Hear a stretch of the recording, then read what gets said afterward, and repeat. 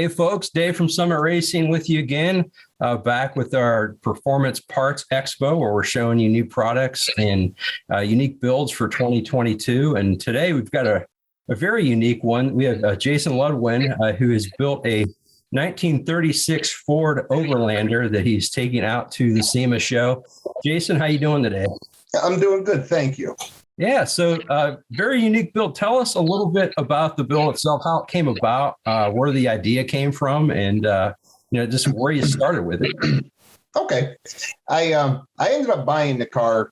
I found the car; it was really untouched. It was probably made drivable around like 1950. Somebody added juice brakes to it. You could see they did a little paint work to it here and there, but pretty much it was a pretty clean 36 Ford sedan.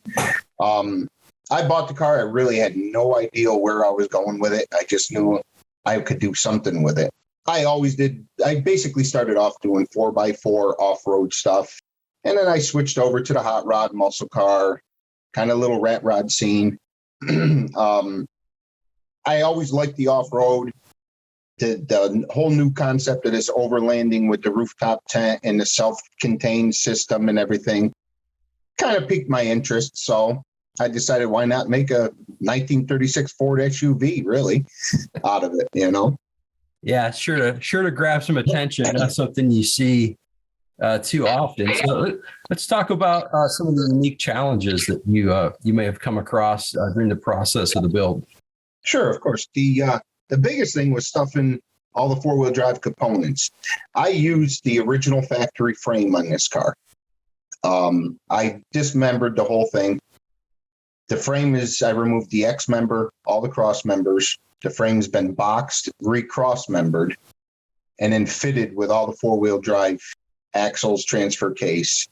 Pretty much that was the hardest thing, is getting all of that to fit in the factory 36 frame to keep the same wheelbase. I wanted it to appear unaltered as much as possible.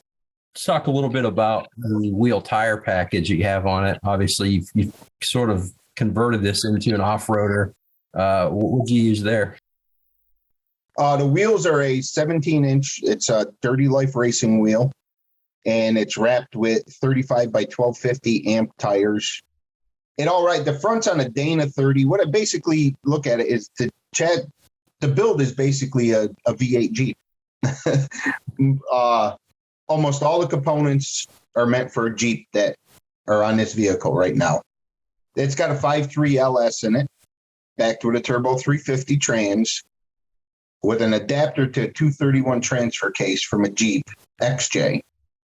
It goes down to a Dana 30 front axle from a Jeep XJ, and the rear's an 8.8 Ford out of a Ford Explorer. Basically, your main components that someone would use to do a V8 Jeep. That's amazing to transfer all that into a 36 Ford.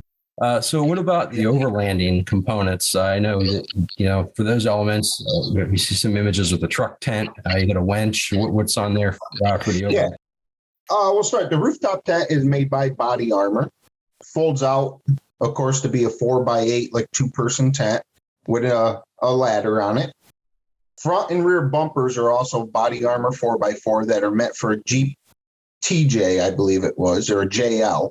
Front winch is a 9,500-pound mile marker, and there's also a removable rear 8,000-pound Warren winch on it that slides into a Kurt hitch. The whole vehicle rides on nitrogen-filled air shocks. They're by Radflow suspension. It's got a onboard Via air compressor system for blowing up your tires or your raft when you want to go down to the creek. Got a 20-gallon fuel cell set in the rear.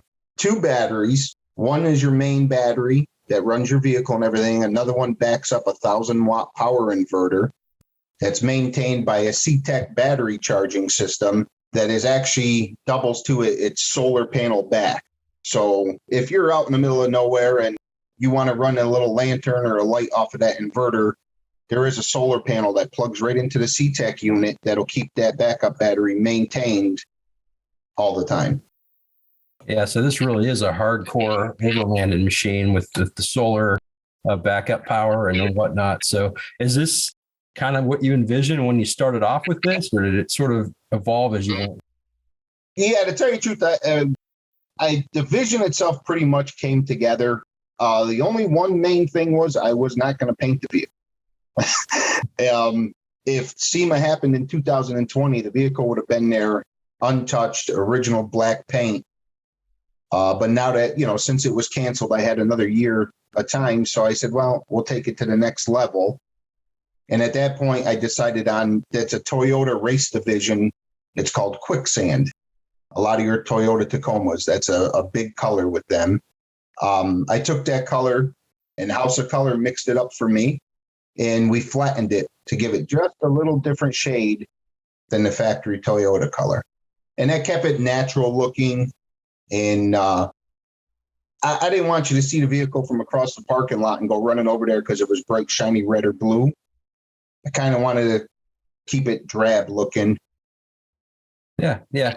So it's a beautiful vehicle. It's going to be at shows. You mentioned, obviously SEMA. You said Pittsburgh World of Wheels, probably after the new year. You taking this thing out in the field, or what's the plan there? Oh, yeah, I'm sure we're going to give her a run. After SEMA, I head down to the Turkey Run in Daytona that starts on Thanksgiving Day at the Speedway. So we'll be there. Maybe we'll give a little beach cruise in that first with it, stretch its legs out. We didn't get much time to do anything here. But when I get back, we'll use it. That's for sure.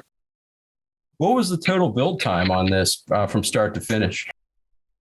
This car took me just a little over a year to build, start to finish. I'm a one-man guy right out of my house at, a shop at my house. I work out of a 32 by 26 garage. Not very big, but I make it happen. I try to, at least. No, that's awesome. And you mentioned, I think originally SEMA 2020 was what you envisioned for this. Obviously that show didn't happen, so got the extra year on it, and it looks fantastic. We can't be more pleased to be a part of it. We appreciate you making us a part of the build, and look forward to seeing this on the show floor and other shows beyond that. Jason, thanks so much for your time, and have a great show out there. Alrighty. Thank you very much.